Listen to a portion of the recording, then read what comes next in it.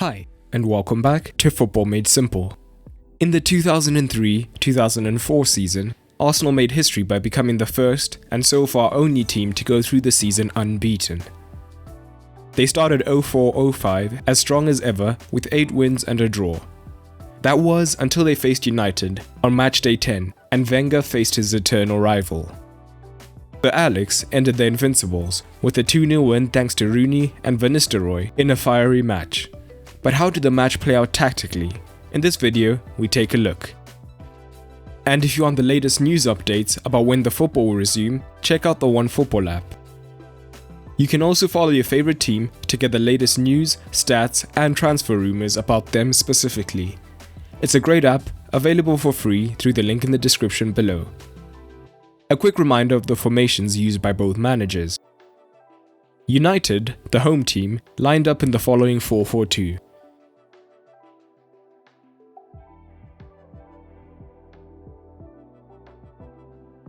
Arsenal responded with a 4-4-2 of their own.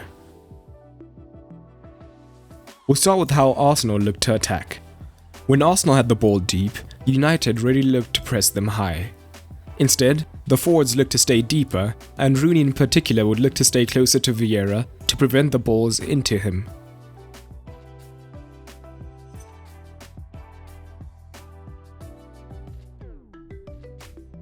The fullbacks were relatively conservative during the first phase, and the centre-backs didn't necessarily use them as a build-up option. As a result, the long pass was a common option. But often, it wasn't just a hopeful punt up the pitch. With the midfield still relatively deep, there would be space between United's midfield and defence, and Henry would look to grow this space through opposing movements. One of them would go long, whilst the other drop deep into the space in the midfield. Usually, Henry was the one going long, but these roles could be reversed. It gave the defence limited options. If they went with Henry, it grew the space for the chipped or driven ball into Bergkamp, who could then turn and be dangerous. But if they looked to compact the space, Henry's pace was deadly, and he could look to get in behind.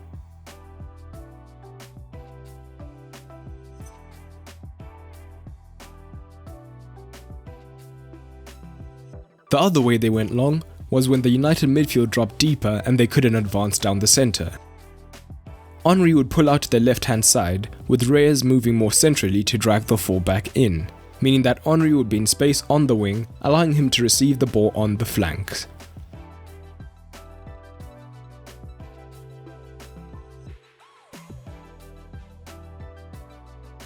From here, Arsenal began their preferred attacks down the left-hand side.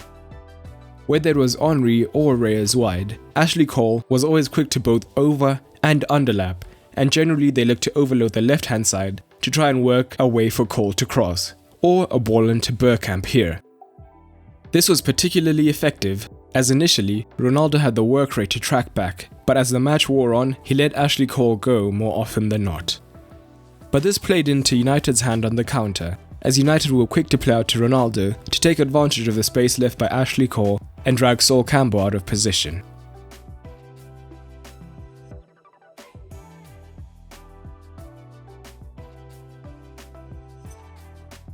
However, in the first half particularly, Henry drifted away from the box, and Bergkamp isn't necessarily one to pin the centre-backs back, so the box was often unoccupied when they had the ball wide, limiting their opportunities to cross. But by playing into the midfield, usually to Vieira, and then quickly out to Lundberg, they could look to isolate him 1-1 against Einser for the cross, and they did create a big chance in this manner.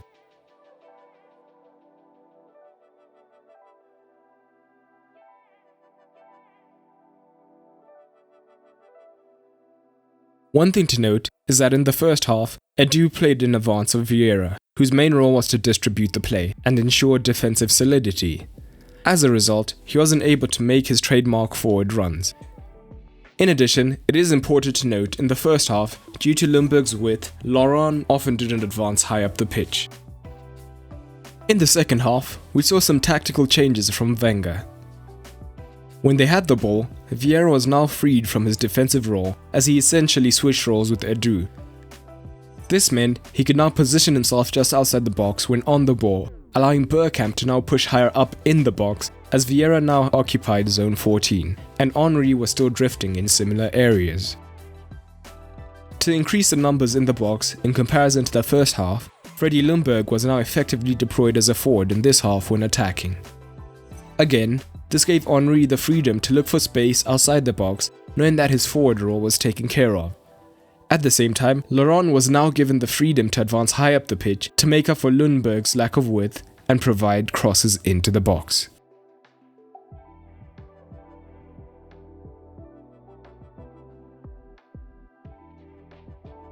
However, the change in Vieira's role was most visible when Arsenal were deep in their half. Vieira could now carry the ball on quick transitions due to the increased freedom he had. A combination of his dribbling ability and his pace meant that he could progress the ball up the pitch more easily. Now, let's have a look at how United looked to attack. When United had the ball deep, Arsenal's front two often used their cover shadows fairly effectively to prevent the ball into the midfield area.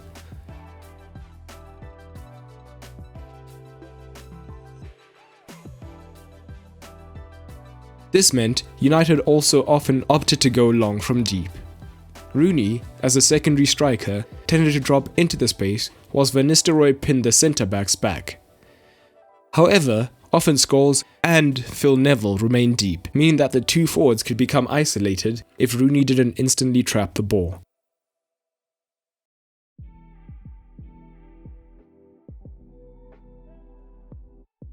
The other way United looked to go long was by first utilising the fullbacks in Einser and Gary Neville to draw out Reyes and Ljungberg.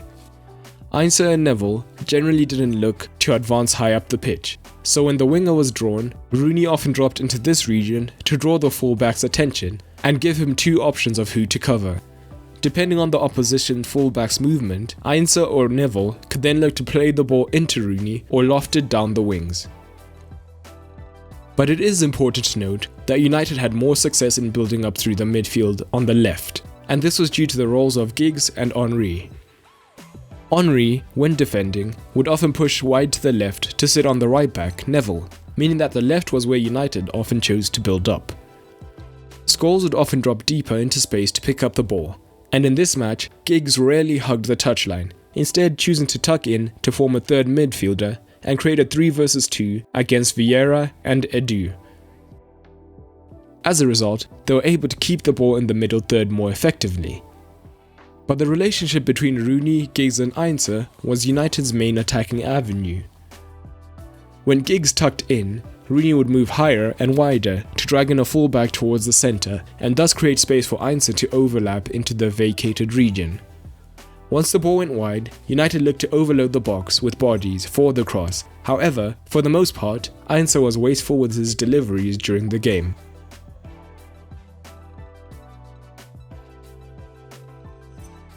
But when United were on the attack, Arsenal were lethal on the counter. When Lehmann had the ball, he would roll it into the midfield, and Vieira, now freed from his defensive duties, could flood forward. But more commonly, with Einser having joined the attack, Ljungberg made arrowing runs between the centre-backs, looking to get in on goal. They generated a potential big chance this way, with Ferdinand looking to have brought down Ljungberg as he bared down on goal, but nothing was given by the referee.